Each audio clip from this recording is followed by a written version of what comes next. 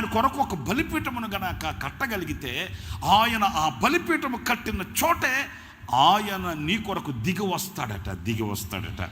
ఈ రాత్రి నా ప్రియమైన సహోదరులారా, ఎందుకు నేను ఆ పడిన స్థితిలోనే ఉంటున్నాను? ఎందుకు నేను శ్రమ పడుతున్నాను, రెక్కల ముక్కలు చేస్తున్నాను, రక్తాన్ని ఆవిరి చేస్తున్నాను?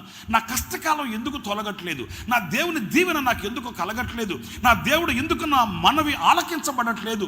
నా చీకటి దినాలు ఎందుకు దొర్లిపోవట్లేదు, తొలగించబడట్లేదు అనే ఆవేదన నీ హృదయంలో గూడు కట్టుకొని ఉంది.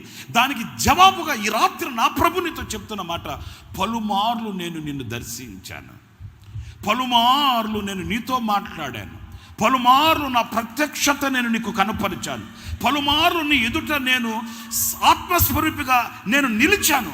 కానీ నా ప్రత్యక్షత చూచిన నిన్ను నీవు సమర్పించుకొనలేకపోయావు, నిన్ను నీవుగా అర్పించుకొన